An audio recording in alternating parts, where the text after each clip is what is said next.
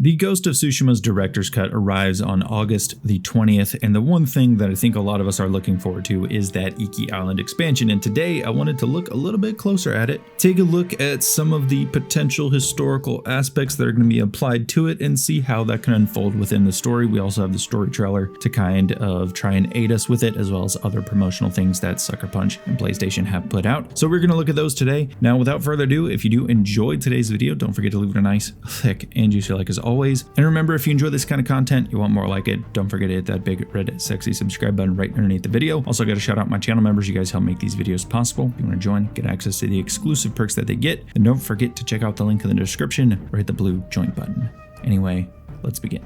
So what do we know so far about the Iki Island expansion? Well, we know a couple of things coming from both the story trailer, the main trailer, and then of course from the PlayStation blogs, as well as a couple of posts that have been made on Sucker Punch's Twitter. And I think one of the main things that we can look at for this expansion as a theme that we've seen so far is Jin facing the ghosts, pun intended, of his past. This has been mentioned a couple times in the PlayStation blog about how he'll have to face the traumas of his past, and you can see in a small frame of the actual story trailer what appears to maybe be a vision of Jin's father. This leads me back to the Eagle, who appears to be the main villain of this expansion. The Eagle seems to be this shamanistic type of figure. She not only has the iconography of, say, an Odin by missing one eye, and of course having a relation to birds in a kind of way. Odin obviously is related to ravens, and then of course she is called the Eagle. Now the Eagle does have great significance within Mongolian culture, as they use it a lot for hunting. And the eagle, as they use it for hunting, is going to be way up in the sky and can have a view of everything. It's a very deity-like figure, and so of course it is only natural for her to take upon this kind of idea, this kind of imagery of she is above everything, she can see everything because she is almost a deity herself, potentially. We don't have her perspective on things, but it seems to be that way.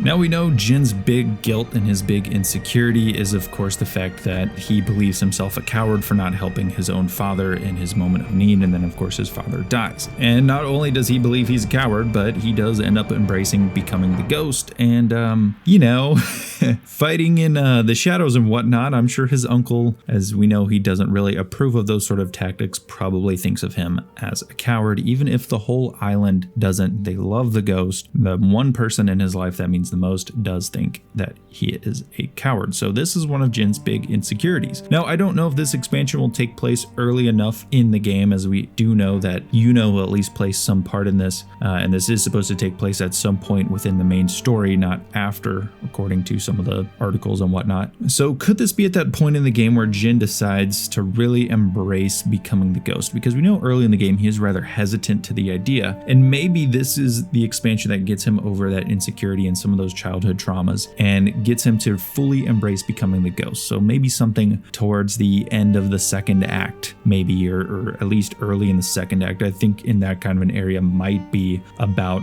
where this expansion may take place, because you have Jin starting to embrace that ghost role, especially after the Ghost of Yarikawa, which is also going to be important to this DLC. I imagine I'll get into more of that in a second, but this is the point in the game where Jin is tight with Yuna. The ghost is starting to become famous, so people would recognize him should he go to another island. And of course, he hasn't quite, I don't want to say he fully embraced it quite yet, at least not until the end of the Yarikawa arc and into that last bit of the second act, beginning of the third act. Maybe at some point in this time period is where he gets over some of those insecurities, and that's how we see him fully become the ghost. Now, getting into that bit about the Ghost of Yarikawa, the Yarikawa arc, one of the best arcs in the entire game. Personally, it's my favorite. I love the Ghost of Yarikawa mission where we see Jin fully become the ghost and just go crazy on some Mongols. Now, the reason this is important to the expansion is you have to look at the historical invasion of Iki. Iki Island lies to the south of Tsushima. I want to say it was like 50 kilometers or 50 miles. It was one of the two. I can't remember the unit of measurement that they used in the source that I had, but I'll try to link that down below if I can find it again. But Iki fell in a similar fashion to Tsushima, but in a bit of a different way.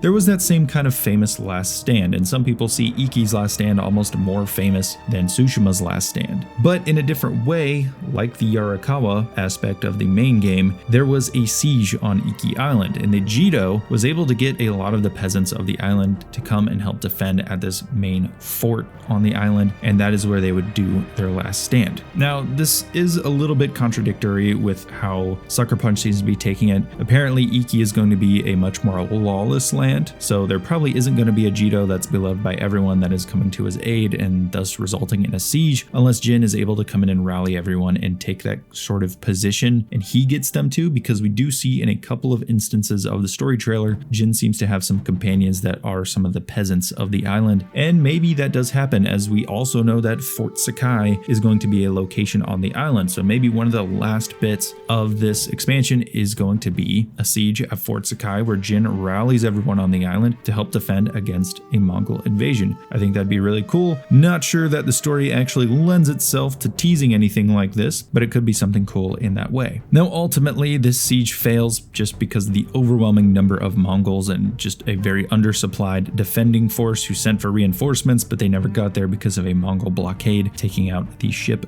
going to get reinforcements. Now, there was an interesting moment of stealth that I thought could have applied here, but again, I'm not really sure that this is going to happen. But the Jito sent his daughter with a samurai to go and escort her to the mainland to try and save his bloodline. That too would fail. Obviously, I don't think they would put something this depressing in the main game, and I don't think, again, that this is the type of story that they're going for. Now, could there be some cool stealth moments within a potential siege that Jin goes and does, just like the Siege of Yarikawa? Maybe, but again, it feels like that might be a beat that they already touched on, albeit an awesome beat in the main game, and I don't know that people would just want to go and do that same sort of thing again. Maybe it's a small part of it.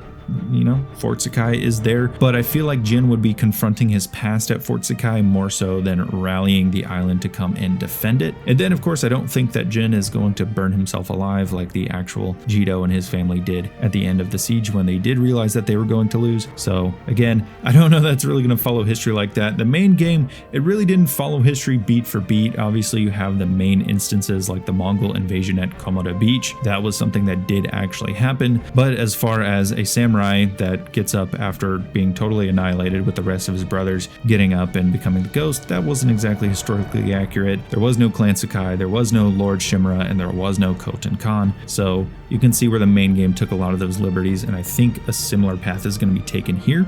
But regardless, I am very excited to see what bits of history they do take to the island of Iki, and I am also very interested with what liberties they take to tell a very intriguing story. We know that some of the more mystical and magical parts of the game are going to be present here, and I am very excited to explore those with Jin and see how he tries to overcome the traumas of his past. I'm also excited to see what's going on the island. It's a lawless place, so how does Jin get anything done to try and take down the eagle? How does he rally the people to get them to fight with the ghost to go take out the eagle?